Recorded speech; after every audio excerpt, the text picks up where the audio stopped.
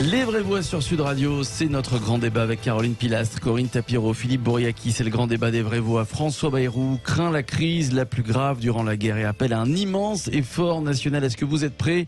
Et c'est la question que l'on vous pose, à faire des efforts, à faire des sacrifices, comme le demande François Bayrou. 0826 300 300. J'attends vos réactions. Vous dites non sur le compte Twitter de Sud Radio à 72%. Bonsoir René Frégosi. Bonsoir. Bonsoir à vous, philosophe, Bonsoir. Politologue, auteur de ce livre « Comment je n'ai pas fait carrière au PS, la social-démocratie empêchée ». C'est aux éditions Ballant. Voilà, je vous conseille le livre de René Frégosi. Comment vous avez pris la déclaration de François Bayrou, précédée un peu plus tôt, du manque d'abondance et la fin de l'abondance et de l'insouciance, déclaration d'Emmanuel Macron, René Frégosi? Mais écoutez, moi non plus, je ne l'ai pas pris très bien. Ouais. D'autant moins que je suis vraiment pas en insouciance et en abondance parce que je suis chez moi en Corse et j'ai subi une tempête terrible. Alors vraiment, non, mais plus sérieusement, je veux dire, nous, les classes moyennes et les classes populaires, franchement, l'abondance et l'insouciance, c'est pas notre truc, quoi, depuis bien longtemps. Alors, il a rectifié, il s'est expliqué, Emmanuel Macron, il voulait parler du manque, de la fin de l'abondance des matières premières, par exemple. Il a parlé de l'eau, exactement. Phrase, ça va pas fonctionner. René Frégosi. On a mal compris, en fait. On a mal compris, le chef de l'État. Il est trop intelligent pour nous, il avait dit ça. Le problème, c'est qu'on le comprend souvent mal. Oui.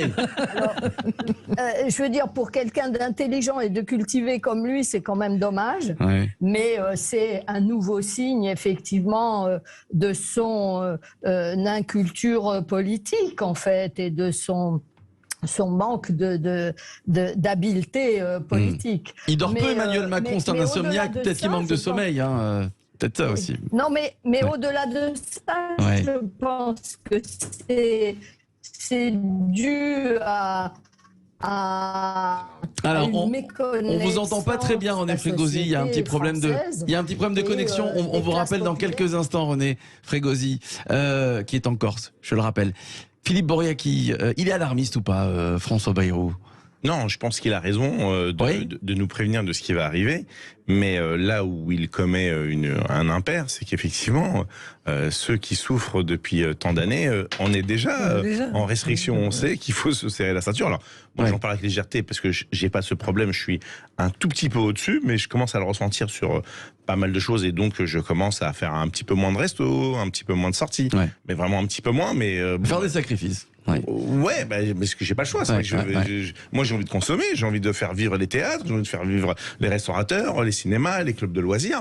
Mais c'est vrai que si tout augmente et que moi, mon salaire n'augmente pas, ça va pas être possible. Mais celles et ceux qui souffrent au quotidien, c'est-à-dire qu'on leur dit que ça va être encore plus compliqué. Et donc, on va les aider plus, donc on va créer plus de dépenses publiques. On va pas les aider. Si, parce que il n'y a plus. Non, mais s'il n'y a plus, alors faut s'attendre à un mouvement très important. René Frégosi, est-ce que finalement les Français l'auraient mieux pris si Emmanuel Macron avait parlé de la fin de l'abondance, mais avait évoqué quelques pistes, des solutions pareilles pour François Bayrou? Finalement, ce qu'on leur reproche, c'est finalement de faire un constat, de dire que ça va être extrêmement dur et que les Français doivent faire des efforts. C'est ça finalement ce qu'on leur reproche à Emmanuel Macron et François Bayrou. Absolument. Et puis qu'ils nous expliquent alors pourquoi on passe du quoi qu'il en coûte à il faut se serrer la ceinture. Enfin, tout ça est évidemment incohérent. Cela dit, objectivement, bien sûr, on le sait bien que les temps sont difficiles, en plus avec la guerre en Ukraine, mais on l'a bien senti déjà, les Français le savent, les hausses de prix, on les ressent déjà depuis au moins 6 mois aussi, et déjà c'était pas facile avant, enfin bon, le prix de l'énergie déjà c'était assez cher, bon maintenant on se doute bien que ça c'est très difficile, mais il aurait dû avoir une analyse évidemment sociale en avoir une, pas plus quelque chose, en avoir une, et considérer que ça n'est pas aux classes moyennes et aux classes populaires qu'il faut faire porter le plus lourd du fardeau, que effectivement il aurait dû avoir toute une analyse en disant voilà les plus riches vont faire plus d'efforts, on doit faire tous des efforts bien sûr, mais il faut que ça soit proportionné aux revenus, etc. Moi je suis retraitée, je sais déjà que cette année, ma retraite a diminué déjà par rapport à celle de l'année dernière, vous voyez. Donc, bon, et j'imagine que ça va continuer comme ça. Mais donc, on n'est pas du tout dans l'insouciance, ça c'est sûr. Ouais. Corinne Tapirots.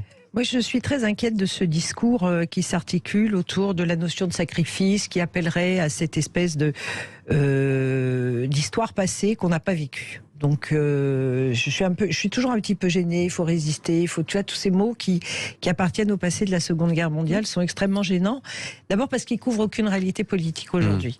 Quand on nous dit qu'il n'y aura plus l'abondance, il y a déjà aujourd'hui des millions de Français qui ne se chauffent plus ou peu. Parce qu'ils n'ont plus les moyens de payer ces factures exorbitantes qui correspondent pour 40% de la consommation et tout le reste des taxes et des abonnements à je ne sais quel accès au réseau. Donc ça, c'est une première difficulté. Ensuite de quoi, quand le président de la République parle, il me semble que quand un président de la République parle, c'est qu'il a un message clair à faire passer, concis et précis, avec une proposition des réponses. Si c'est pour nous dire, les gars, vous allez vous serrer la ceinture, mais il ne parle pas. On le sait. On le sait, on le voit au quotidien. Donc je trouve que c'est toujours un petit peu curieux. Quant à Monsieur Bayrou, qui est soi-disant commissaire au plan, enfin, je ne sais plus si c'est exactement le titre, j'aurais aimé qu'il nous donne son plan. Au lieu de nous dire, vous allez vous serrer la ceinture, qu'est-ce qu'il y a derrière ? On peut se poser la question, d'abord, de savoir qu'est-ce qu'il y a derrière sa fonction aussi. Parce que c'est inquiétant qu'en tant que responsable au plan, il n'ait pas quelque chose à nous dire de concret. Caroline Pilastre, inquiète aussi. Bien sûr, je n'ai rien déconnecté, je ne suis pas. Vous avez l'impression que le pays n'est pas géré, qu'on est. Non, je ne dirais pas ça. Disons que je comprends qu'on puisse faire un constat. C'est-à-dire que certains ne se rendent pas compte, parce qu'ils ont la chance de vivre bien, que pendant longtemps, on a été peut-être dans une abondance, une outrance, et loin de moi l'idée de parler à tout va de la résilience, sauf dans certains cas que vous connaissez.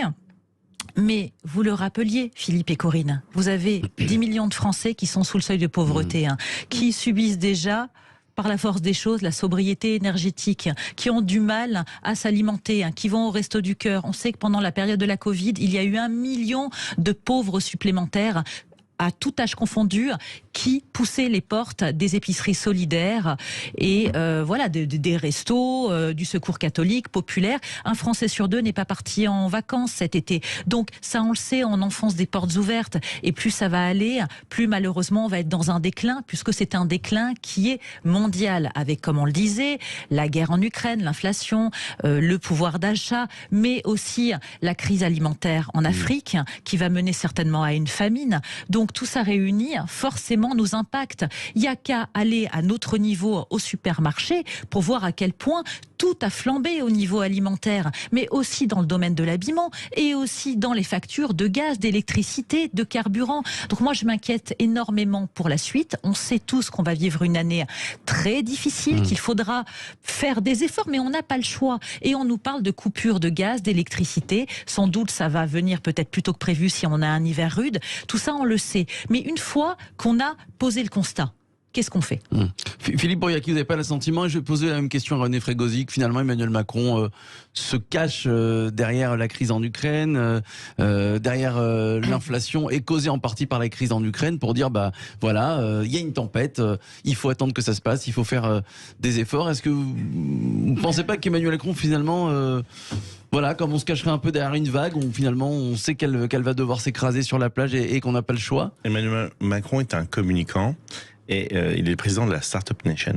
Emmanuel Macron, si vous avez bien regardé sur l'ancien quinquennat, il fait des appels de communication, il lance les instituts de sondage pour voir comment réagissent les Français, ce qu'on appelle le taux d'acceptabilité, et il ajuste sa politique selon s'il va y avoir le feu au pays ou pas. La réalité, elle est là. Et donc aujourd'hui, il vient de lancer un pavé dans la mare, voir est-ce que ça brûle avec une rentrée sociale qu'on nous dit qui va être agitée, et si ça brûle pas et qu'on est capable d'accepter plein de choses, et ben on va continuer de mettre la tête sous l'eau. Si on n'est pas capable, il va y avoir le fameux quoi qu'il en coûte. Elle est là la réalité. Donc vous avez raison, tout à l'heure le commissaire au plan, c'est peut-être un plan d'un bâtiment ou de l'architecture qu'il avait sous le coude, mais vous pouvez pas juste donner des informations qui sont anxiogènes et ne pas apporter une solution. C'est ce que j'attends moi d'un chef de l'État, qui soit le père de la nation, questions et qu'il apporte des solutions. C'est pour ça que j'étais favorable à ce déplacement en Algérie, parce que on a besoin d'avoir du gaz et de ne pas avoir de coupure, parce que c'est ce qui peut être scénario catastrophe. Lorsqu'on touche aux bas instincts d'un être humain, celui de la sauvegarde de son espèce et de sa famille, il est capable de faire des choses juste... Alors, c'est vrai, René Frégosi, qui l'a souvent fait, c'est Emmanuel Macron, communiquer, jeter des pavés dans la mare pour voir comment le prenaient les Français, et donc affiner un discours ou trouver un plan ou une solution en fonction de la réaction des citoyens. Oui, mais la politique, c'est pas de la com. Ça je suis d'accord. On peut pas lui faire comprendre, parce que lui, il sait pas ce que c'est que la politique. Effectivement, il est dans la com, mais il est dans la mauvaise com, parce que si les sondages l'intéressent tant, s'il navigue à vue en fonction des sondages, il devrait savoir que les Français sont déjà super angoissés, qu'ils sont déjà très inquiets et très conscients des difficultés. Donc, ce qu'il fallait faire, s'il veut faire de la com, c'est pas nous prendre pour des débiles en disant ah, vous êtes dans l'insouciance, etc. Il faut se serrer la ceinture. C'est nous dire, voilà, je sais que vous êtes angoissés depuis longtemps, vous avez raison, voilà moi ce que je vous propose. Mais a-t-il quelque chose à proposer? C'est ça la question. C'est que lorsqu'on considère la politique comme de la com, eh ben c'est du vent. En fait, on n'a rien à proposer. C'est ça, et c'est ça que ressentent, à mon avis, les Français. Ce qui fait que ça ne fait qu'accentuer l'angoisse des Français, ce genre de discours, parce qu'on sait bien qu'il n'y a rien derrière. Et ce qui est encore plus dramatique, c'est qu'il n'y a pas d'alternative crédible en plus. Il n'y a personne qui fasse vraiment des propositions politiques cohérentes, qui ait un plan alternatif.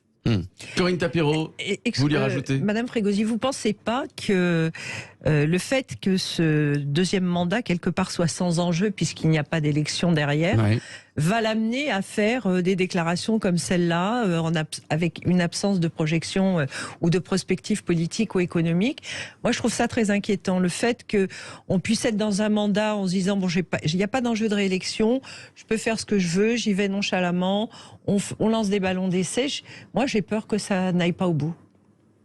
Oui, non, mais justement, le problème, c'est que il ne fait rien, en fait. Il ne fait rien pour sortir les Français de leur angoisse et de leur inquiétude. Donc le problème est là. Effectivement, bien sûr qu'il est peut-être plus détendu parce qu'il n'a pas à se représenter, mais je pense que il en fera, oui, peut-être encore moins que lors du premier mandat, mais à part des déclarations et des actions un petit peu erratique. Vous voyez, ce voyage en Algérie, vous dites, oui, c'est une bonne chose parce que le gaz, enfin, il manque 10% seulement de notre réserve en gaz pour tout l'hiver, et on va aller vendre la question du retour des immigrés illégaux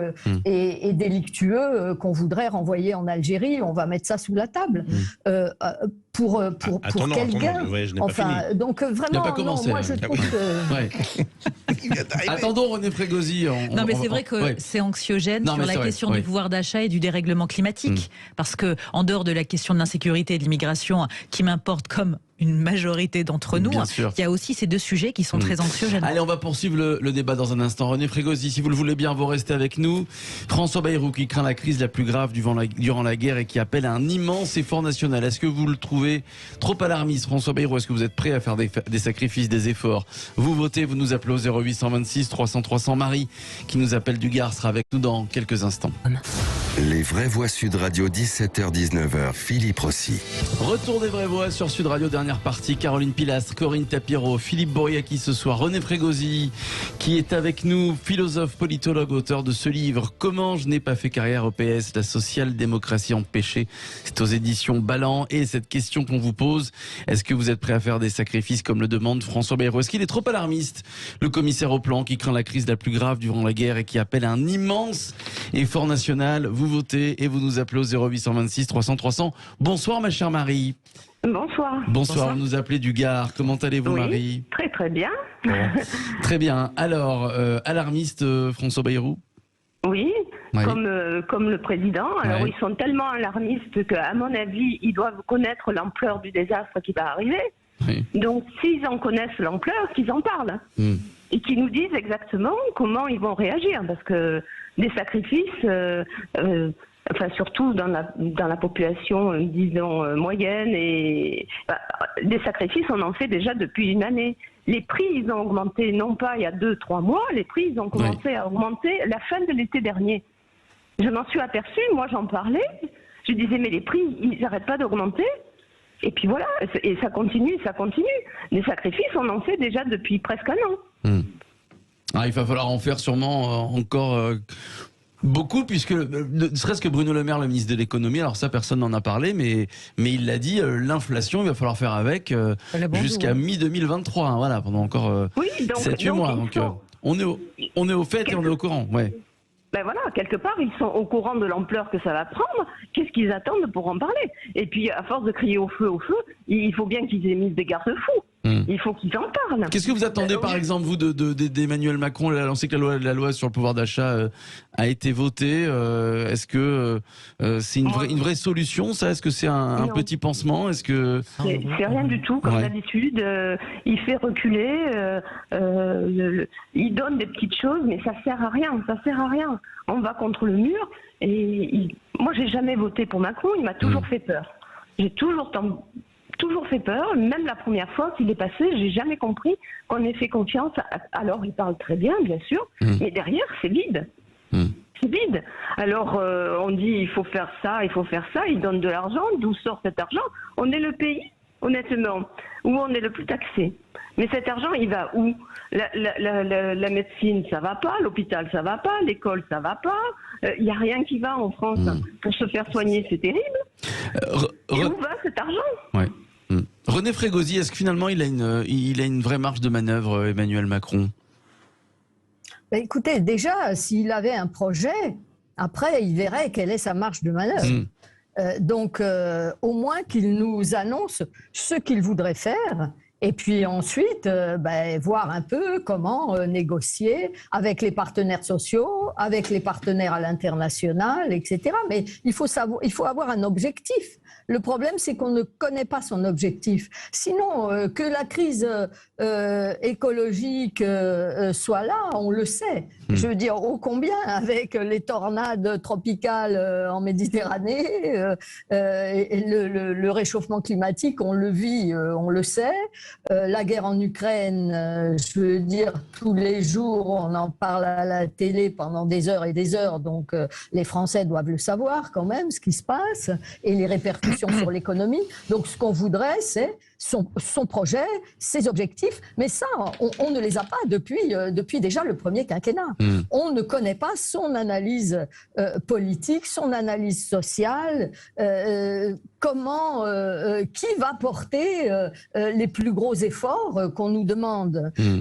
Et ça, on ne le sait pas. Et c'est ça qu'on voudrait savoir. Qu'est-ce que vous attendez, par exemple, Corinne Tapiro, juste après je demanderai à Caroline et Philippe, qu'est-ce que vous attendez d'Emmanuel Macron pour lutter contre l'inflation du pouvoir d'achat aux Français, en dehors de ce qui a été voté il y a quelques semaines? Concrètement, par exemple, qu'est-ce que vous attendez, vous, d'Emmanuel Macron? On ne peut rien attendre dans la mesure où il a fait une campagne sans présenter de programme, donc on ne sait pas où il va. Donc ça, c'est la première chose. La deuxième chose, quand on nous dit que l'inflation va s'arrêter d'ici début 2023, mais on n'a aucun élément tangible pour y croire, et pour faire reculer l'inflation, il y a quand même des leviers sur lesquels ils peuvent agir, à savoir sur la grande distribution, par exemple, qui répercute des augmentations bien avant le démarrage de la crise en Ukraine, enfin avant qu'elle ne se fasse ressentir. Quand on voyait en rayon, par exemple, des volailles qui avaient été nourries bien avant la crise, bien avant la déclaration de guerre, augmentées de 20%, elles ont été nourries avec un blé qui était déjà dans les silos, et en tout cas dans les mangeoires. Donc il y a quand même une difficulté qu'il va falloir arriver à résoudre, et en même temps, la ministre de l'économie il va bien le faire, ça. Caroline Pilastre. Je suis assez résignée sur la suite parce que, comme je le disais, c'est une crise mondiale. Mais n'enfonçons pas une fois de plus des portes ouvertes. On attend de la part de Monsieur Macron, même si on sait tous dans quelles difficultés nous sommes et nous serons dans les mois à venir, qu'il nous dit juste, ça va être difficile, on ne peut pas creuser un peu plus la dette qui est abyssale. Mais par exemple, pour parler de l'alimentaire, qui est quand même un des postes les plus importants, Ça n'est pas politiquement correct. Et une fois de plus, de ma part, c'est transpartisan, mais baisser la TVA. Je suis navrée, puisque tout le monde la paye, la TVA, que l'on ait les moyens ou qu'on soit dans la difficulté. Ouais. Donc ça pourrait déjà être un levier. Après, revoir aussi les taxes sur le carburant, sur le gaz, sur l'électricité, parce qu'on sait très bien qu'on paye des taxes à tout va. Et là où je rejoins Marie, notre auditrice, sans faire la démago, où passe notre argent ? Elle le disait, nous sommes le pays le plus taxé au monde et ça ne va jamais dans le régalien. La police est en sous-effectif et subit énormément, évidemment, de difficultés. Pareil pour les professeurs, donc l'éducation nationale, la santé, n'en parlons pas. Donc il y a un moment donné, s'il y a un peu de cohérence politique, parce qu'une fois de plus, gouverner, c'est prévoir. Moi, je lui demande pas d'être un magicien, de claquer des doigts, d'être Joséphine Ange Gardien, Monsieur Macron, mais d'avoir au moins un cap. Et on a l'impression, en fait, qu'on avance à coups de petits pas, sans savoir où on va. Et c'est ça, en fin de compte, qui est le plus angoissant. Donner 100 euros. Ah bah c'est une jambe de bois. Hein. Il nous reste une petite minute. Ouais, je conclurai pour dire, et nous avons ça le jour où Libé titre champion d'Europe, les entreprises françaises versent 44,3 milliards d'euros à leurs actionnaires. Ouais. J'ai rien à rajouter. Ouais. René Frégosi, c'est vrai qu'on a beaucoup parlé ça, et évidemment des super profits. Hein. Total. Bien sûr, et de l'augmentation des salaires, plutôt que de donner des petits chèques ridicules, il faut vraiment mettre sur la table la question des salaires. Mais ça, c'est les négociations avec les partenaires sociaux, c'est vraiment... Et puis, c'est faire de la politique, mais c'est pas à l'ordre du jour, hélas. Ouais. Est-ce que vous craignez... le pire, j'ai envie de dire, René Frégosi, une rentrée sociale plus qu'agitée, voire explosive, à l'automne? Écoutez, ça, moi, je suis totalement incapable de prévoir le temps ou les agitations sociales, mais parce que, vous savez, les gens sont tellement désespérés, ça peut être ou une apathie générale ou vraiment des flambées de violence. Mais de toute façon, ça n'apportera rien, parce que ce qu'il faut, c'est vraiment une alternative politique. Il faut un projet politique pour nous sortir de cette situation, et un projet politique, pas seulement pour la France, mais avec une dimension, en effet, internationale, bien sûr. Et ça, on ne sait pas du tout où on va. En quelques mots, Philippe Boriaki, sans faire de prédiction, évidemment, on n'est pas médium, mais est-ce que vous sentez une ébullition de la part des Français qui pourraient finalement, sous une autre forme, par exemple, on parlait des Gilets jaunes, qui pourraient redescendre dans la rue ou mener d'autres actions? Il va y avoir une combinaison de plusieurs facteurs. Ouais. Caroline, en oui, moi aussi, je suis très inquiète. Bon, Corinne Tapiro. Moi aussi, parce que j'entends des gens qui n'ont jamais manifesté dire qu'ils descendront dans la rue. Ouais. Merci à vous, René Frégosi.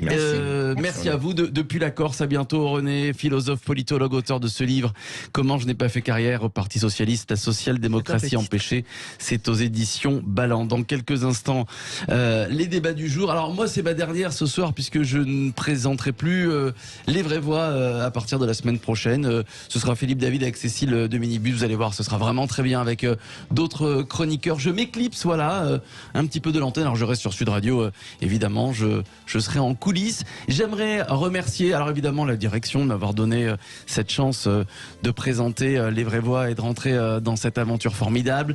J'aimerais remercier Jamel qui réalise cette émission depuis 2 ans maintenant. Merci à toi, Jamel. Voilà, on s'appelle tous les jours pour préparer cette émission. Merci à Aurore, tout ce que vous voyez sur les réseaux sociaux, les extraits de débats sur YouTube.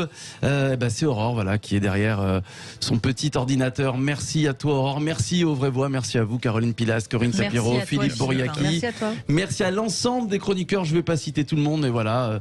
Merci à vous tous. Voilà, j'ai passé un très bon moment. Dans quelques instants, la suite, les débats du jour sur Sud Radio. Et je vous dis à bientôt. Merci à vous. À tout de suite.